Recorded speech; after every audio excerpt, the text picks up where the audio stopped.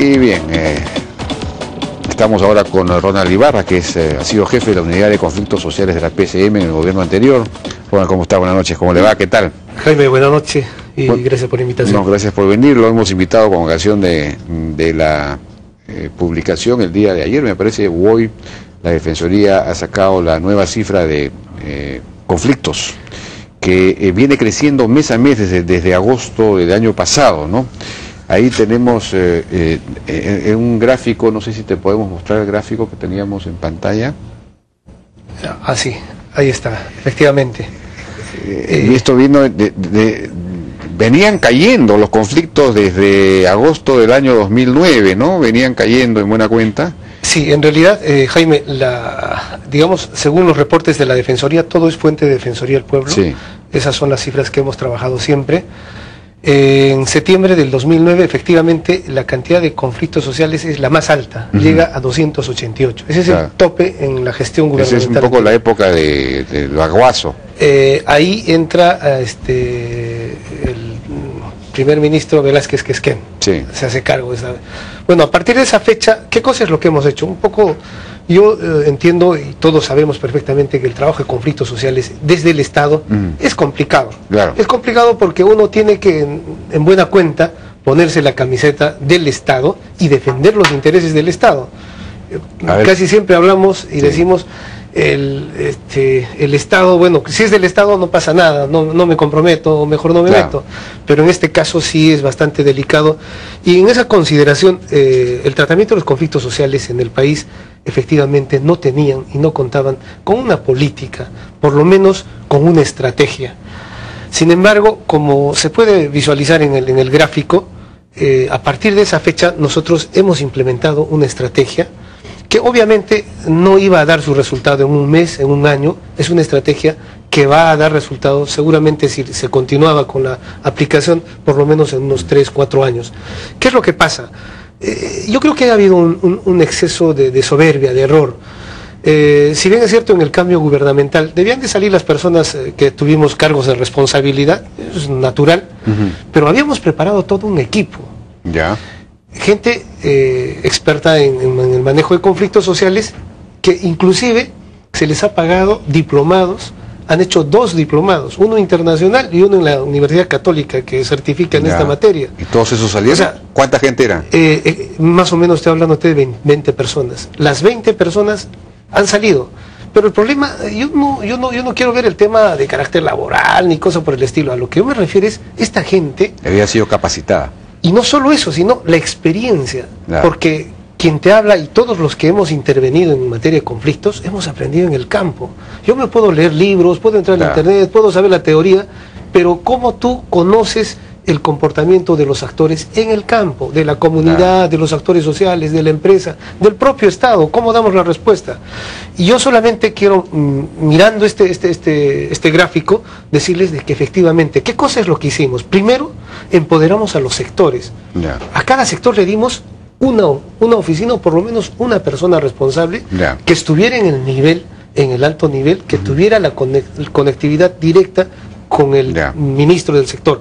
Planteamos la creación de la oficina, porque no existía, no existía la unidad, no existía, entonces planteamos, yo alguna vez vine acá, conversamos este tema, pero paralelamente a esto también nosotros habíamos planteado 2 cosas. Uno, de que los gobiernos regionales juegan un papel importante. Yo en este momento tengo la suerte de estar apoyando al presidente de la Asamblea de Gobiernos Regionales, al señor César Villanueva, presidente de San Martín. Le hemos entregado una propuesta precisamente que también en un gráfico nosotros le hemos presentado. Consideramos que el papel que juegan los gobiernos regionales en materia de conflictos sociales es absolutamente importante y determinante. En la gestión anterior, gubernamental me refiero, los gobiernos regionales no estaban tan comprometidos como sí los veo ahora. Ahora los presidentes regionales dicen, señor, yo voy a intervenir. Entonces, antes no, antes decían, no, eso no tiene nada que ver. Entonces, ¿qué cosa se ha perdido?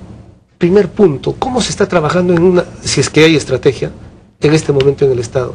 Hay una desarticulación. A los conflictos sociales se envían interlocutores de diferente índole.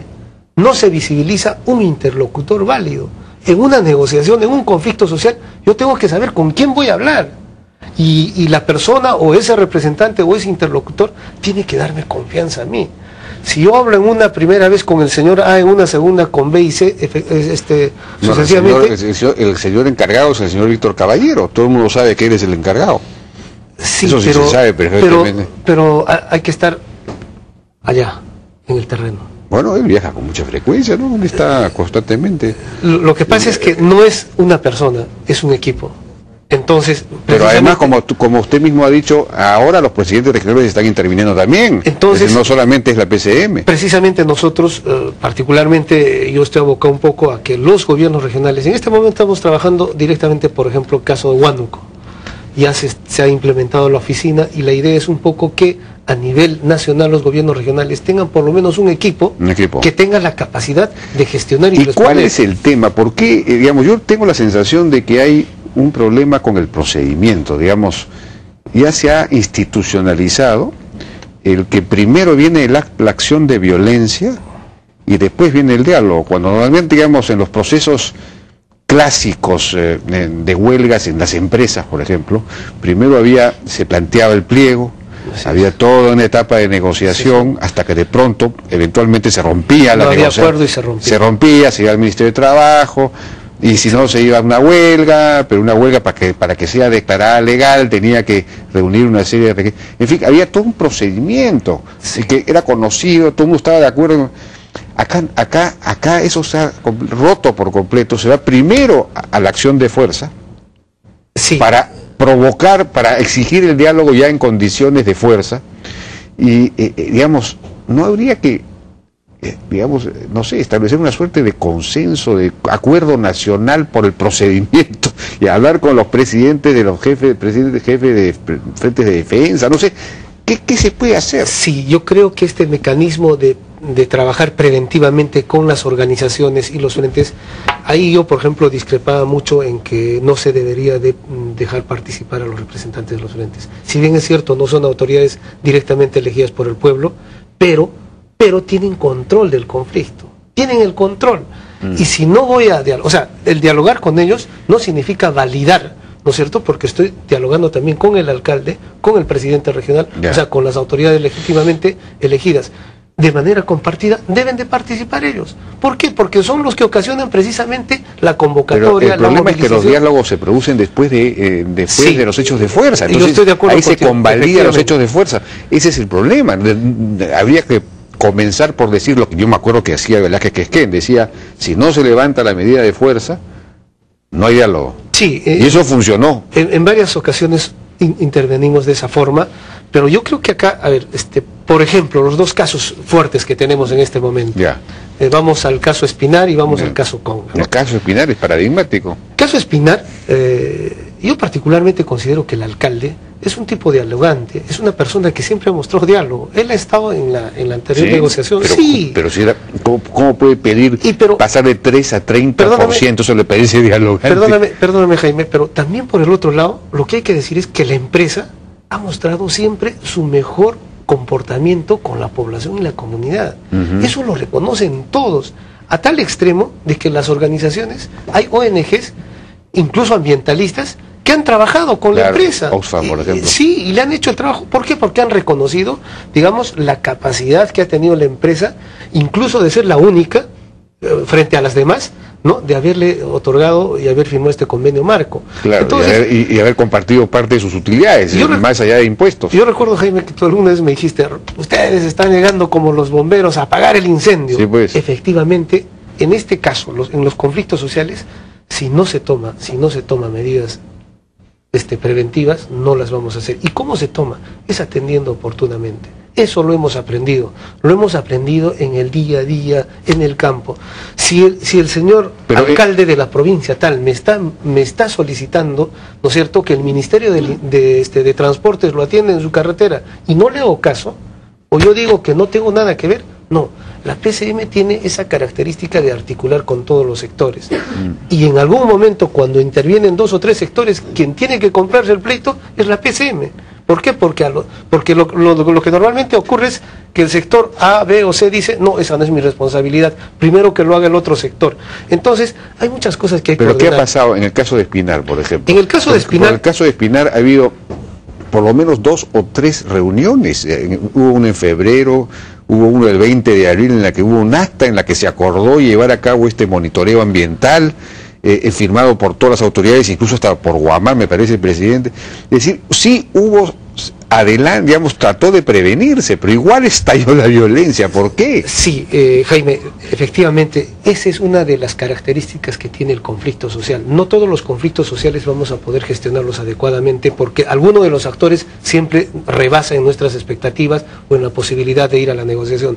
Sin embargo, en aras de que considero ahora hay condiciones para retomar el diálogo, para solucionar el tema y no confundir Espinar con el caso del proyecto Congo. O sea, son 2 temas diferentes. De acuerdo, un momentito, tenemos que ir a una pausa, señor, pero me están pidiendo la pausa.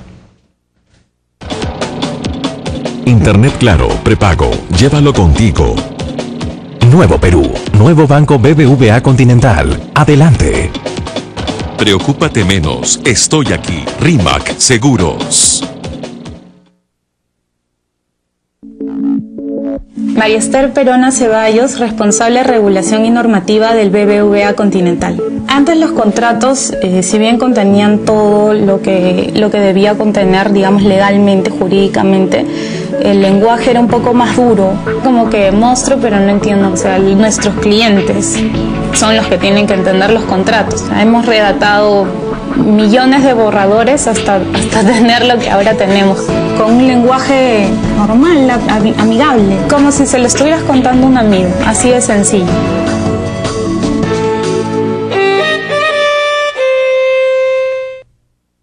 Son tus hijos, alegres y llenos de vida, pero también delicados. Por eso, con su salud, no vale la pena tomar riesgos. Panadol Niños es el analgésico más recomendado por los médicos en el Perú para el alivio del dolor y la fiebre. Porque tus hijos son lo más importante en tu vida. Confía siempre en Panadol Niños. Ahorra en tus llamadas de larga distancia desde teléfonos fijos y habla hasta 120 minutos por solo 7 soles a todos estos países y a todo el Perú por solo 3 soles con 90 céntimos. Americatel.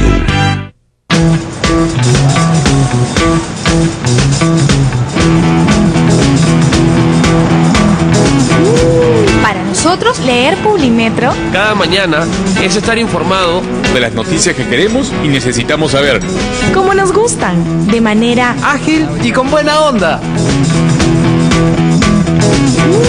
Léelo, coméntalo y compártelo.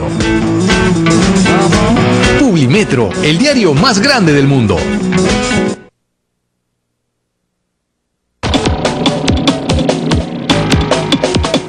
Y bien, seguimos conversando con Ronald Ibarra, ex jefe de la Unidad de Conflictos Sociales de la PCM en la época del gobierno anterior.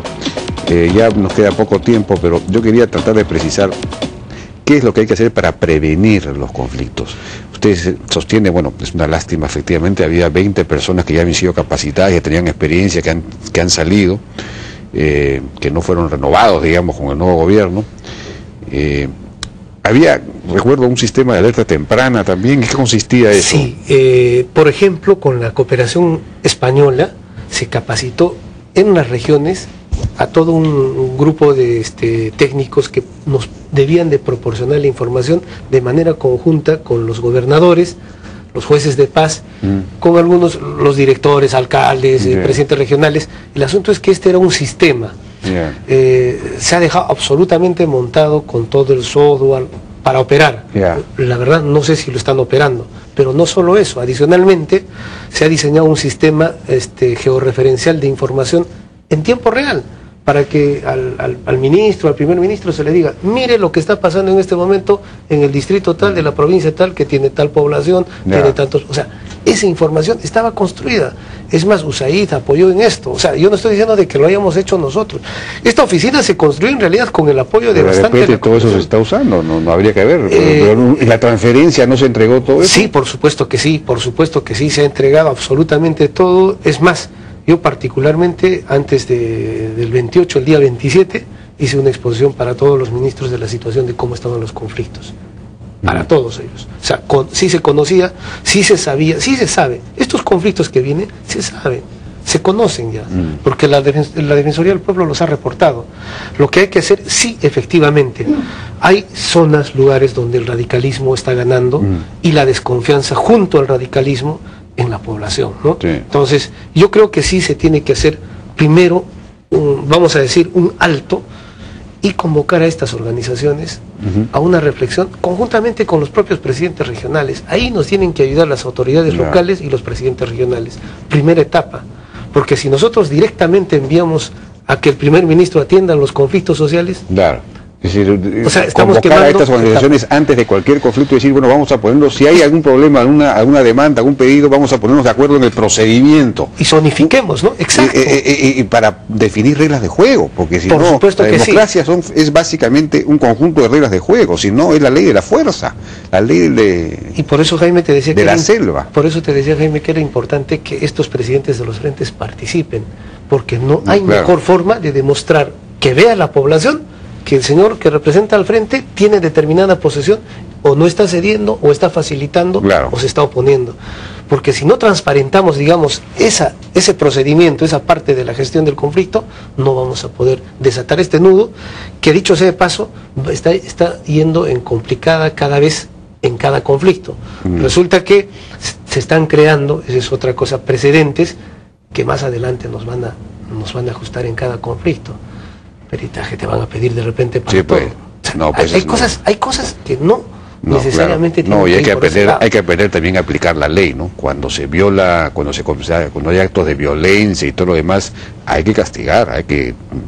Sí, o sea, yo creo que el Estado de Derecho precisamente nos permite y nos faculta a utilizar las herramientas que la Constitución nos da. Pero no se ha hecho nunca. Lo que sí creo, hay que empujar este carro para que todos tengamos la voluntad de diálogo. Creo que hay que bajar un poquito el tono, porque inclusive la violencia no solo está yendo a la parte física, sino incluso a las exposiciones, a las posiciones, a las posturas que se dan de los actores, ¿no? Yo creo que hay que llamar un poquito a que se enfríe la cosa, porque si hay una violencia verbal también, una postura violenta, obviamente eso exacerba, ¿no es cierto?, el ánimo de los que están reclamando. Y la población siempre está a la expectativa de lo que hacen sus dirigentes y sus autoridades. De acuerdo, sí, pues, ¿no? Pero también hay que reclamar capacidad o vocación de diálogo, ¿no? Sí. En el caso de Cajamarca, por ejemplo, simplemente no se quiere dialogar, punto.